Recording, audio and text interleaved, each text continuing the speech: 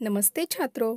आज हम 5वीं कक्षा के हिंदी विषय में मैं सड़क हूँ यह पाठ सीखने जा रहे हैं। पढ़ो और समझो। मैं सड़क हूँ।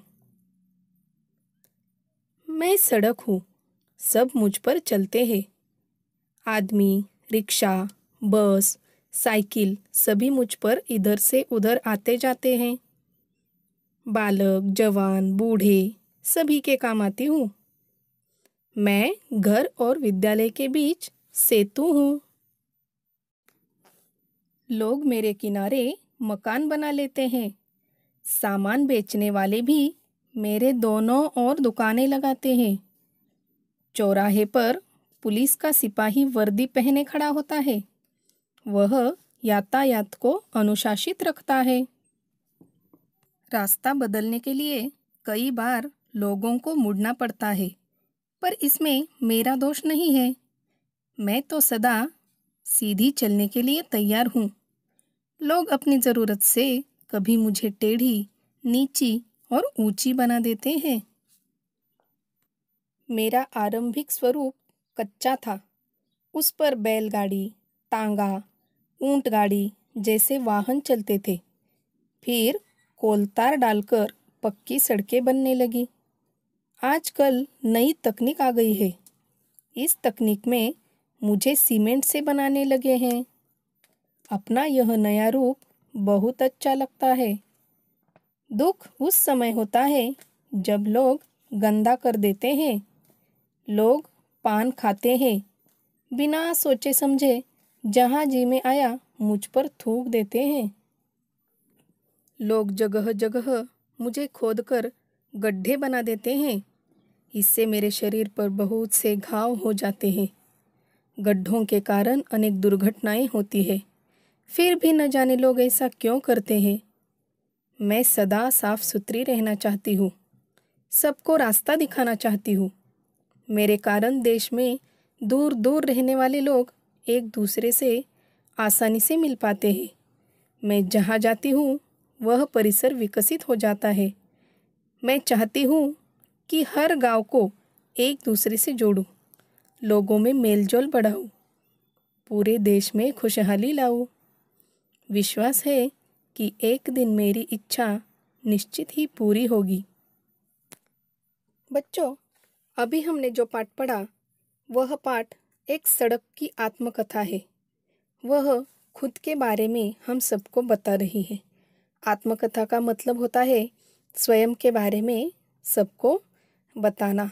यह सड़क हम सबको खुद के बारे में जानकारी दे रही है। पहले परिच्छेद में उसने अपने स्वयं के उपयोग के बारे में बताया है, जैसे कि उस पर आदमी, रिक्शा, बस, साइकिल सभी चलते हैं। बालक, जवान, बूढ़े सभी के काम आती है सड़क। हमें घर से विद्यालय तक पहुंचाने वाली भी सड़क ही होती है। सड़क के दोनों किनारों पर लोग मकान बनाते हैं। मकान मतलब रहने के लिए घर। और सामान बेचने वाले भी दुकानें लगाते हैं। सड़क पर चौराहे पर पुलिस का सिपाही वर्दी पहने खड़ा होता है। वह यातायात को अनुशासित रखता है। यातायात मतलब ट्रैफिक। रास्ता बदलने के लिए कई बार लोगों को मुड़ना पड़ता है, लेकिन यह सड़क का दोष नहीं होता, क्योंकि उसे तो इंसानों ने बनाया है। सड़क कहती है मैं तो सदा सीधी चलने के लिए तैयार हूँ, लेकिन लोगों ने ही मुझे अपनी ज़रूरत के अनुसार कभी टेढ़ा, कभी नीचा, कभी ऊंचा बना दिया है। दूसरे परिच्छेद में सड़क अपने स्वरूप के बारे में बता रही है। वह कहती है मेरा पुराने ज़माने में मेरा स्वरूप कच्चा था। उस पर बैलगाड़ी, तांगा, ऊंट गाड़ी जैसे वाहन चलते थे। लेकिन जैसे जैसे विकास होता गया वैसे वैसे मानव ने कोलतार, जिसे मराठी में हम डांबर कहते हैं, कोलतार डालकर पक्की सड़क बनने लगी। आजकल नई तकनीक आ गई है। इस तकनीक से हम सीमेंट के सड़कें बना रहे हैं। अपना यह नया रूप सड़क को बहुत अच्छा लगता है। वह कहती है मेरा यह नया रूप मुझे बहुत अच्छा लगता है, लेकिन उस समय दुख होता है जब लोग मेरे इस रूप को गंदा कर देते हैं। लोग पान खाते हैं, बिना सोचे समझे जहाँ जी में आया थूक देते हैं। इस वजह से सड़क को बहुत बुरा लगता है।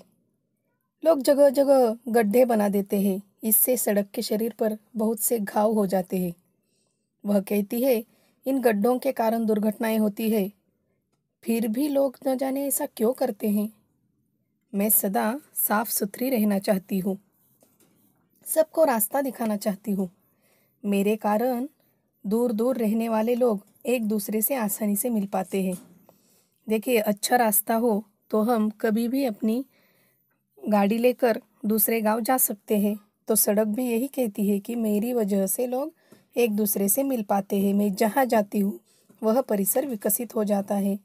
मैं चाहती हूँ कि हर गांव को एक दूसरे से जोड़ूं, लोगों में मेलजोल बढ़ाऊं। पूरे देश में खुशहाली लाने का सड़क का सपना है और उसे विश्वास है कि एक दिन उसकी यह इच्छा निश्चित ही पूरी होगी।